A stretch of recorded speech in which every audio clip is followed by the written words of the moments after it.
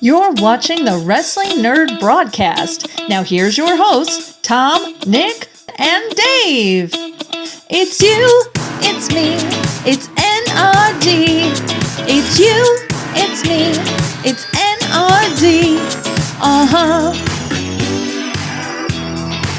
Let's start the show. That is right, ladies and gentlemen. It is you, it is me, it is T, it is D. Touchdown, ladies and gentlemen. We'll talk about sports for a brief moment because Tom is still holding the crown in abeyance, and I'm not forgiving him. And we're going to eventually figure out what we are going to do with my crown. Plan. Yeah, you got a plan. But let's talk about the plan we need to have, Tom, and that is the Wrestling Nerd Broadcast and Pure Pro Wrestling coming together for a civil lawsuit against WWE and AAA for gimmick infringement. What gimmick am I talking about, ladies and gentlemen? Last night at TripleMania, there was a puppet fight. And you know who did it first? Tom did. Pure Pro Wrestling did. JP Ono did. Yeah, I mean, it's really funny that, it's really funny that the internet really loved that, from AAA and WWE. It was great. It was hysterical. I loved it. I honestly, I loved it. I think that puppets in wrestling is really funny. But I think it's really funny when we did it, the crowd was not sure. Just from the get-go, the crowd was not sure. I think it's funny that it seems like wrestling fans need permission to like something. True. And when you're getting something on the indies in a small VFW, you don't know. You don't have permission to like something. And I think that people now have permission to like puppets in wrestling. And what does that mean? Do I get Harold back? I don't know. We haven't seen him in a while. It's been a while. He was probably in Mexico as a VIP there. I mean, yeah, do I pitch to Pure Pro Wrestling to do it again? I think 100%. I think it has to happen now. I think it has to happen now. And I don't know if JP Ono is still with them. I haven't seen him around there in a while. Oh, he beat Harold. I mean, what else is there to do? Honestly. So, I don't know if I'd want to do it with him again. Not anything against him. He was the brains behind it, and I didn't want to do it. We did the intro in the show, and it was, flat. And then me and him were talking 10 minutes before the match. And I'm like, I don't know, man. Maybe we just don't do it. And he's like, no. He looks me dead in the eyes and goes, we got this, bud. And we did it. And he walked out. And I'm like, I don't think I want to do this. I think I'm going to sneak out this back door and just never show face again. And then it happened. So I want to challenge wrestling fans. Now that we're all about Mr. Iguana and Layeska, now that we're all about Finn Balor and Demonito? Demonico? I think it was. Demonito. Now that Harley Cameron has her puppet, that's 3 puppets this year that have debuted after Harold. Demonito. I want to challenge wrestling fans. Have fun a little. Let it happen. You don't have to be smart to everything. You don't have to know before everyone. You don't have to feel like it needs to be real. Let it be theater. I was explaining, so I'm dating someone, and we literally watched the match this weekend. And she's like, I think I get why you like this. I go, tell me more. Because I also showed her Yoshihiko and Kota Ibushi's match. And Invisible Man versus Invisible Stan. So I think I know why you like this was followed by it's theater. Mm-hmm. That's all this is. It's theater. We are watching theater. Theater can be serious, can be sad, can be scary, can be funny. Theater can be anything.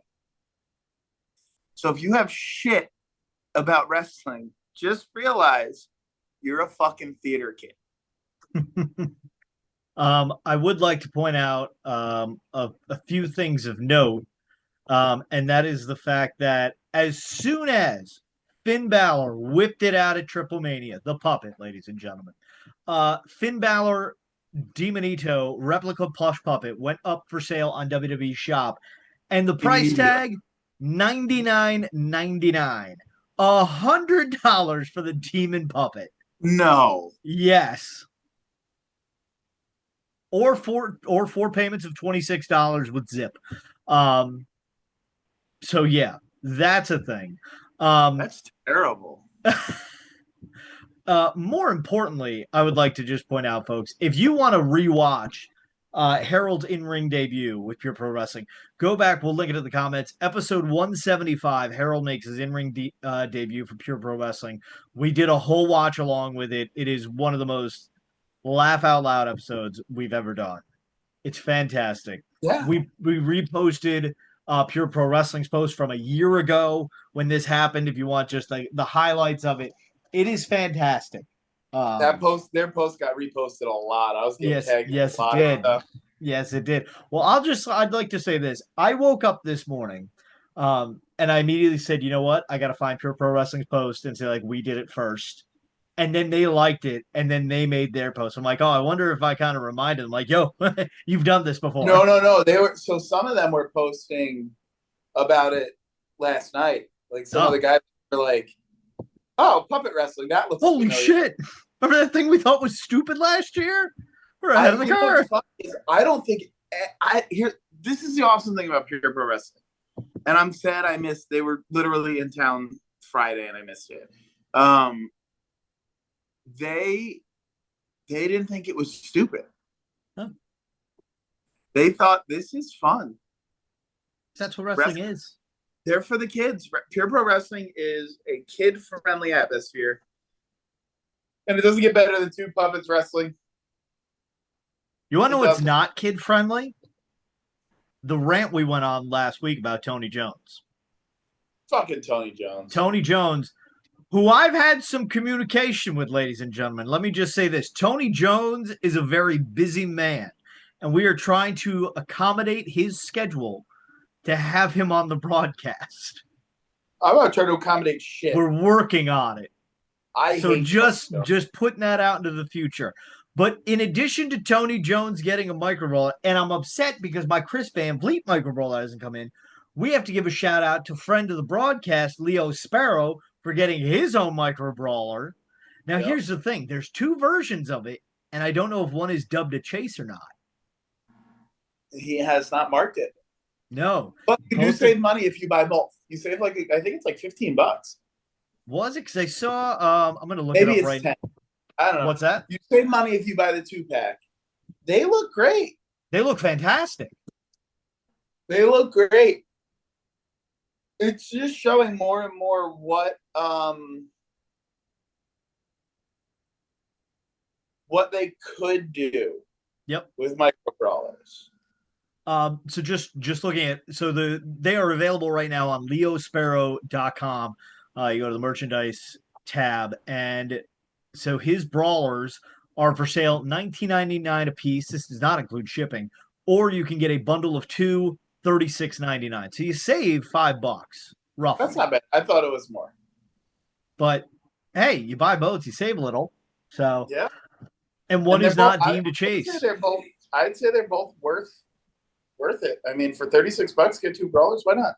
Absolutely. If I had the option, I would buy one autograph. Like if he's selling them both for the same price, I'd buy one as an autograph one, and then. But he does come to my local indie now, ACW Awesome Championship Wrestling. So I'm sure you can just message him and ask him to sign it. What's that? I'm sure you could just shoot him a message and ask him to sign it. Like, hey Leo, remember me?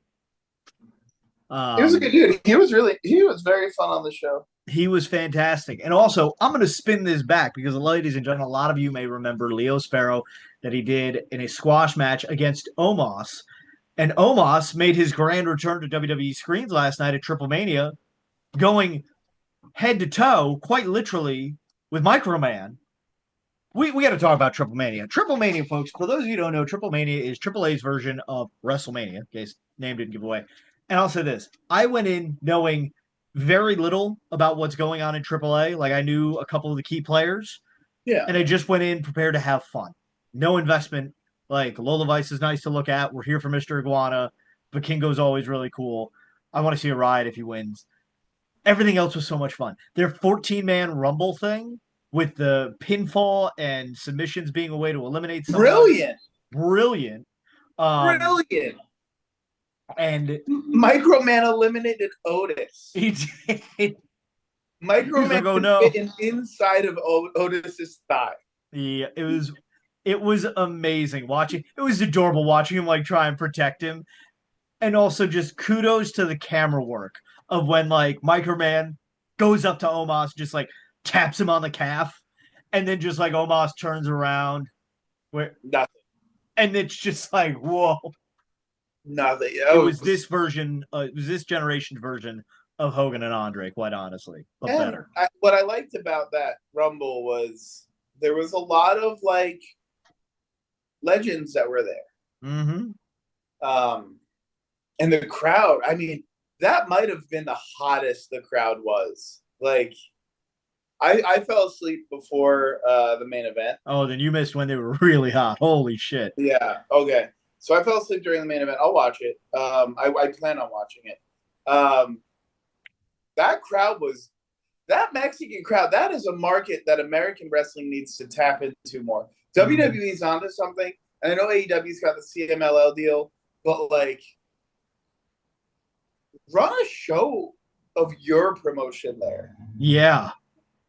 I'd be curious to see how, one, it might not be received well at all. Mm-hmm. But two, like, do AEW versus CMLL in Mexico. Yeah.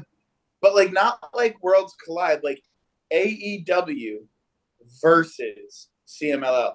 And of course, like CMLL should go over with more wins. But you need to create Team AEW. And like really now I'm booking. And WWE can do the same thing with AAA. Now I'm booking. You do like 3 months worth of buildup of like, all right, we've been working with them. It's time to prove we're the best. We're going to them. And have just like pop-ins from the other companies to the other companies to like kind of get like some feuds, get some faces known. Yep. And then just like how they did Raw versus SmackDown. Yeah. Like it was that brand loyalty that like this is our fucking team. I would pay money to watch that. This is now maybe it's just me and my obsession with Mr. Iguana. You do Mr. Iguana versus Logan Paul. We hate Logan Paul as a human being, but the motherfucker can wrestle. Honestly, and he can promote. Like, holy shit. I almost would say Mr. Iguana versus The Miz. Oh. Or R-Truth. I was going to say Mr. Iguana and Laesca versus R-Truth and Lil Jimmy. It's like the hot tag would be incredible. Invisible Man match. It's possible. Yep, it really is. I think Mr. Iguana would be the guy to do it. I think so. That would be great. My other thought was if you did War Games in Mexico. Oh, yep. So, but yeah, no, I'm all for that. Like that crowd, it didn't give you that like international crowd feel like you've gotten at like Backlash, in France and Puerto Rico, like singing songs. But like, so I'll cut to the main event that you missed, Tom. Vikingo, for whatever reason, we'll have JP explain about. Apparently, Vikingo is kind of like Roman Reigns circa 2015, 16. kind of just being shoved down their throat at this point. He had a 700-day title reign. And when he came out, the boos that were raining down, holy shit. It's because it they made me wanted Del feel Rio. Yes, apparently everybody loves Del Rio there, even though apparently he's a piece of shit. But like Vikingo's like entrance, they cut him in the parking lot. Crowd starts booing. They bring in Rey Mysterio to like shake his hand before he goes out, and it just gave me those vibes of The Rock coming out to raise Roman's hand after the Royal Rumble in 2015, I think it was. And like, oh, this still isn't working. Holy shit! And for years, WWE has been trying to find the next Rey Mysterio. They've got him. His name is Dominic Mysterio, because you would have thought Dominic Mysterio had just solved world peace and world hunger simultaneously. Really? Like the pop this man got. Really? Like John Cena at SummerSlam levels of just, and I don't know if it's because they love Dom. Like, here's an American wrestler that is also of Mexican descent that, we can relate to. Or is it just that we hate Vikingo this much? We'll take this. Like, even El Grande Americano got a huge pop. That doesn't surprise me. And even Dragon Lee got a decent pop. He did not get as big of a pop as Dom Mysterio. Not as big of a pop as El Grande Americano, but holy shit. Like, holy shit. And I was like, we were talking in the group chat last night, JP and I were, and we were like, this could very well be Dom. Otherwise, there could be a riot. And Vikingo wins, but I'm like, run it back and have Dominic Mysterio win this. Have Dom Dose belts. Make it happen. I think that would have been a good booking decision too, because Dom is someone who can go back and forth regularly and wrestle in Mexico. Or he can be, honestly, Dom could be the liaison bringing these AAA wrestlers into WWE. Like, he could be the guy, because like there's no way WWE wants to bring in any of these guys as a good guy, because WWE does not do that. They're foreigners. They've got to be a bad. Not American. Not today's society. Dom, like Judgment Day, I think can stick, or Dom can create something new of really what the LWO should be. Very true. Get rid of the current LWO and just unload AAA talent in WWE as the LWO or as something like that. Here's my only problem, and this is what has kind of ruined New Japan to an extent. You cannot just bring in Vikingo and La Parka and Psycho Clown and Mr. Iguana to WWE and expect them to get over with that crowd. No. You need to keep them in AAA. Give them WWE size contracts, but give me a reason that I want to tune in to AAA television, however the hell it works. Give me a reason that, and it's okay if they pop up on occasion, like Mr. Iguana and Psycho Clown made appearances during SummerSlam weekend. Like, they just like cut them in the crowd. That's fine. And even the occasional match. But don't have them integrated with the roster, because then once you bring over, just like New Japan, they brought over Okada, they brought over Jay White, they brought over Kota Ibushi, they brought over Kenny. There's no reason for me to watch New Japan, because all these myths, these mythical beings that I heard about over there are now here, and they're just here every week, and it loses that lore and that luster, But. Yeah. I will say I want to go to Psycho Clown again. Psycho Clown, in my opinion, had the moment of TripleMania, and it had nothing to do with him wrestling. It was the mask, wasn't it? It was the mask. So incredible. When he ripped the face. So I don't really watch AAA at all. I'll watch highlights of TripleMania every year.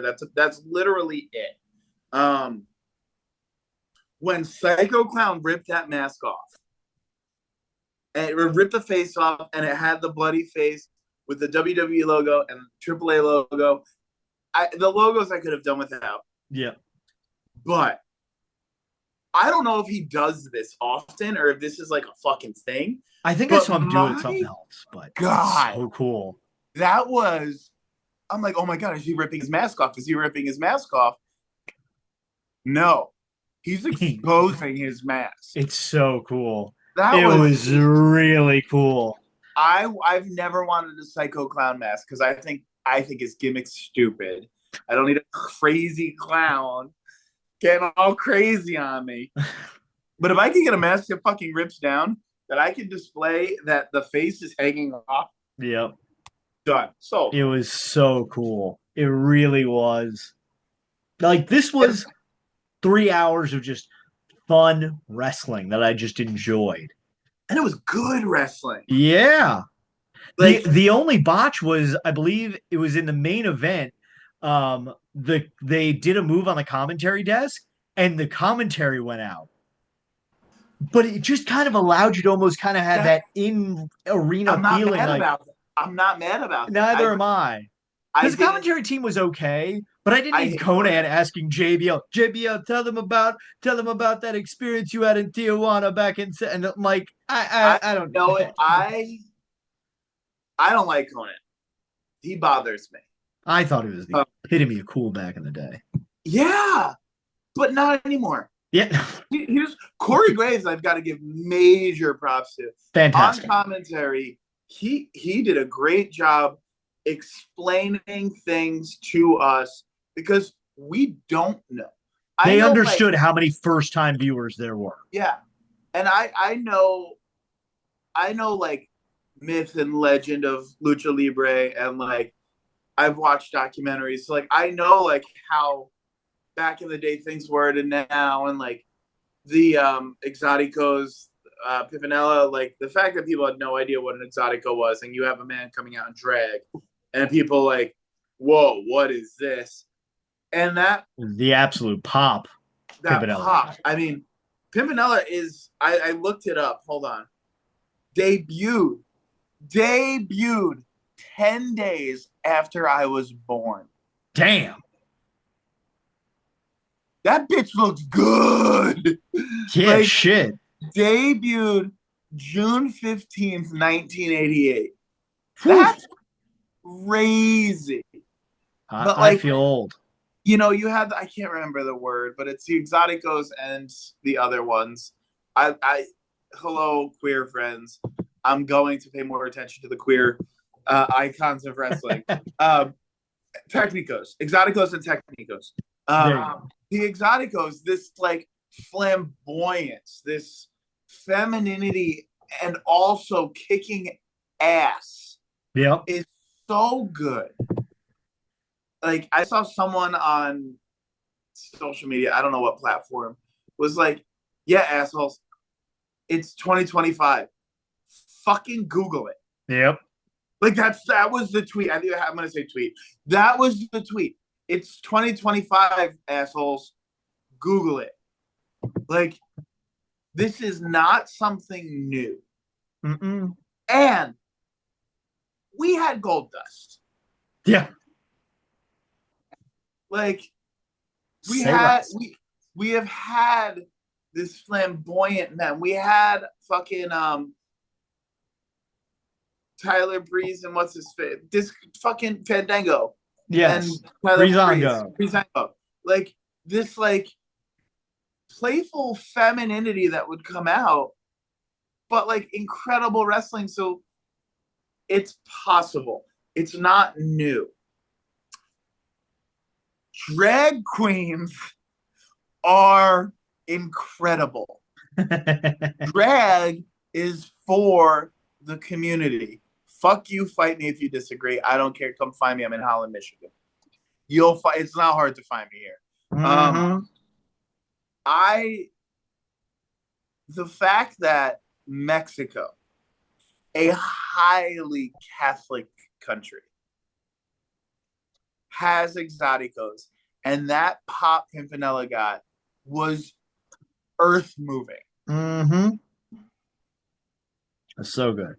Maybe it's not people in drag that are the problem. Just fucking maybe. And this is coming from someone with a master's of arts in Christian ministry. Maybe the problem, no, I'm not going to get political.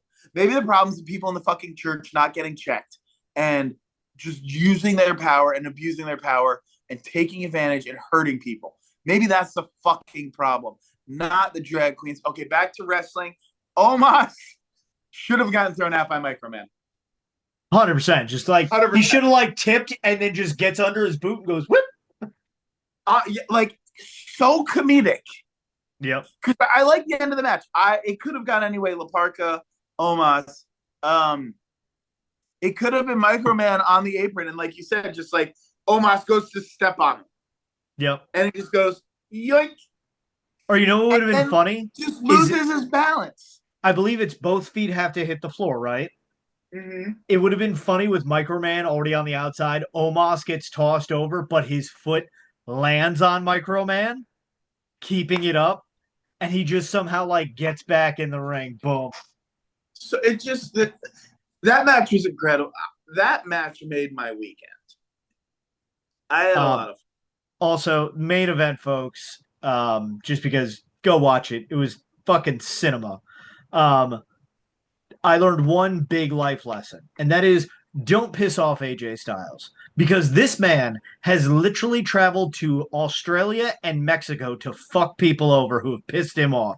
He traveled to Australia to screw over LA Knight. He traveled to Mexico to screw over Dom Mysterio. Holy shit. And so Dom Mysterio puts a mask on, loads it up, and hits Vikingo, and you think you're about to get the 1-2-3. And then all of a sudden, another mask figure pulls Dom Mysterio out, and everybody and their mother thought it was going to be Alberto Del Rio. Like, we all had no idea in our chat. We're like, who the fuck's that? And it was AJ Styles. But yes, I implore you, go watch AAA. It's available on AAA's YouTube and WWE's YouTube, whether you want to watch it in Spanish or English. It was a lot of fun. Like I said, the commentary goes out towards the end of the main event. They get it back in time, but it just kind of adds to the chaos because they're like trying to figure out if they're on or not. And Corey Graves just like frantically calling anything he can. And it adds to the holy shit of it. Something else I implore everyone to do is to get ChatGPT, because I had a lot of fun with this. I use ChatGPT in my marketing for my DJ company, but also I got bored and I asked ChatGPT a question. And this is going to be a new segment of ours, I think. So I put into ChatGPT. Hold on, let me get my specs up to my face here. Who would win in a fight between Tom Sasso and Dave Canning of the Wrestling NRD Broadcast? This thing gave me a full-on script of what happens in this fight. So I'm going to read you what happens here. I want to preface this. I have no idea about this. He has no idea. I didn't even tell him this was the question that I put into ChatGPT. So I asked, if we're talking about real life, I'd call it a draw and say the fans of the Wrestling NRD Broadcast are the real winners, because we'd all get a front row seat to the trash talk, over the top entrances, and surprise run-ins. If we're talking kayfabe, wrestling story mode, it puts in parentheses, Tom Sasso might come in with the technical grappler vibe, methodical, grinding the pace down. Dave Canning would be the high-energy showman with a knack for rallying the crowd and pulling off the big comeback. I think we'd be flipped, quite honestly. Yeah. And then it gives me the summary at the end here. Given the wrestling booking loves a dramatic finish, I'd bet on Dave last-minute comeback Canning pulling off the win after Tom's overconfidence leads to a reversal, maybe even with a surprise assist from a special guest. Yeah. So, I mean, I don't hate the ending, because I do think my overconfidence would do that. I would beat the shit out of you in a fight. Tom's biting me in a fight, ladies and gentlemen. Let's just be honest. I fought in a fucking cage in 2007 against UFC referee Keith Peterson, and I won. And Tom is now wanted for murder in Tuscaloosa. I also asked it another question. I was also asked it another question here. Excuse me, it's late on Sunday. Look, It is. who would win in a fight between Nick Carpenter and Spaceman George of the Wrestling NRD Broadcast? Now, I have not read this expose that is written here, but it says, that sounds like a fun fantasy matchup for the Wrestling NRD Broadcast. If Nick Carpenter stepped into the ring with Spaceman George, here's how it might play out. Nick Carpenter brings grit and toughness, probably the brawler of the two. He'd rely on heavy strikes and grinding holds, trying to wear George down. Spaceman George, he's flashy, unpredictable, and always ready to blast off. You'd expect high-flying moves, some cosmic charisma, and maybe even a surprise trick or two to keep Nick off balance. If it's a straight-up slugfest, Nick probably grounds the spaceman and takes the win. If George can keep the match moving at warp speed, he might just stun the crowd and steal the victory. I'd call it a 50-50 showdown. Depends whether gravity favors the spaceman or not.